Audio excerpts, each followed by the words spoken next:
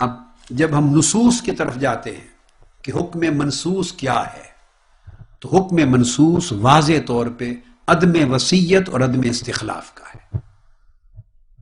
اور میں نے عرض کیا یہ ایک نقطہ ایسا ہے جو میری عمر بھر کی جد و جہد مطالعہ میں، تحقیق میں نے جو کتب کا مطالعہ کیا ہے، یہ نقطہ مجھے ہر دو فریق کے مابین ان کی کتب میں، معتبر ثقہ کتب میں، دونوں کے ہاں مشترک نظر آیا ہے۔ لہذا اسی کو قوت حاصل ہے، اسی کو ترجیح حاصل ہے۔ پہلے میں اہل سنت کی کتب حدیث سے اختصاراً چند احادیث نبوی صلی اللہ تعالی علیہ وآلہ وسلم پیش کروں گا۔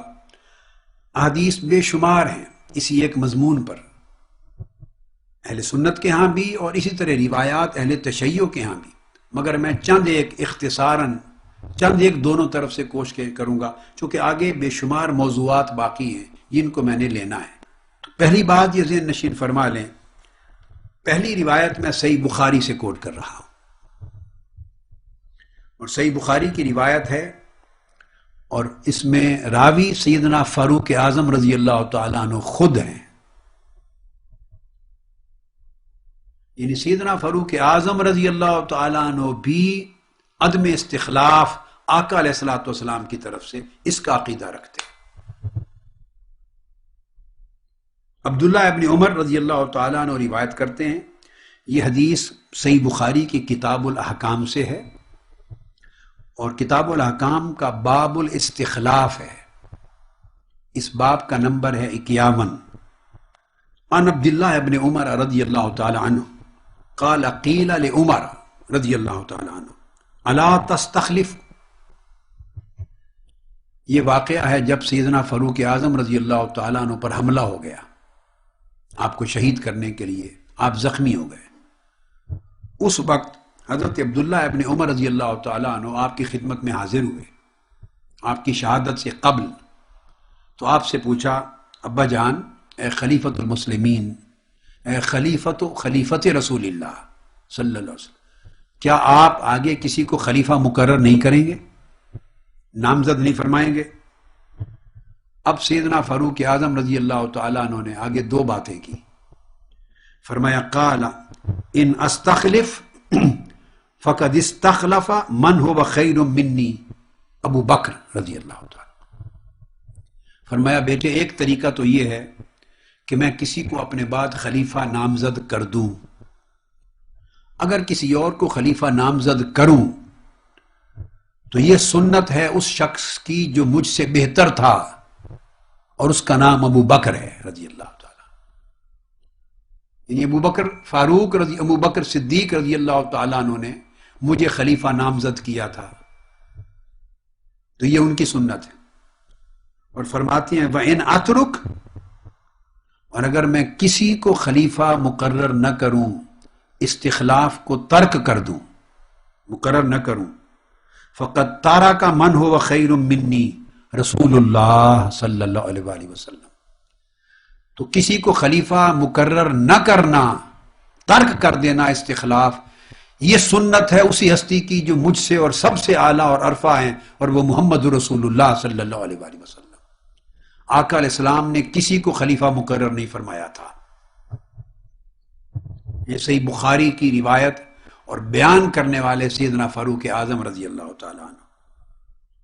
تو گویا آپ نے دونوں راستے بتا دیے کہ خلیفہ مقرر کروں تو یہ سنت صدیقی ہوگی، اگر مقرر نہ کروں تو یہ سنت رسول اللہ صلی اللہ علیہ وآلہ وسلم ہوگی۔ ایک اور روایت میں آتا ہے مقرر نہیں فرمایا تھا۔ اس پر الامام ابن حجر عسقلانی فرماتے ہیں کہ واضح طور پر ثابت ہو گیا کہ سیدنا فاروق اعظم رضی اللہ تعالیٰ عنہ کی ذاتی ترجیح عدم استخلاف تھا، سو آپ نے اسی طریقہ، اسی سنت رسول کو اپنایا اور کسی ایک کو مقرر نہیں کیا۔ اب اس مسئلہ استخلاف پر ایک مکتب فکر راوندیہ ہے،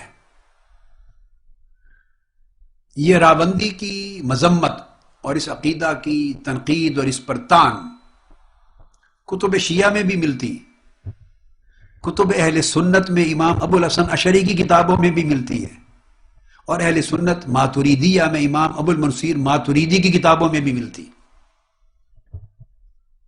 امام نصفی تک، خواہ ان کی کتاب التوحید لے لیں، خواہ ان کے ادلہ لے لیں، تبصرہ لے لیں، ان تمام کتابوں میں ہر دو طرف اہل سنت اور اہل تشیع دونوں کے ہاں اس راوندی کی عقیدہ کی جگہ جگہ اگر آپ مطالعہ کریں ان کے متون کا قول ملے گا، قال الراوندی، پھر اس کا رد کرتے. راوندیہ کا عقیدہ یہ تھا کہ حضور علیہ السلام نے حضرت عباس بن عبد المطلب کو اپنا خلیفہ منصوص حکم دے کے وصیت کر کے مقرر کیا. اب اگر وصیت ہی کو لینا ہے تو حضرت علی تو بھتیجے ہیں، حضرت عباس بن عبد المطلب حضرت مولا علی شیر خدا کے چچا ہیں،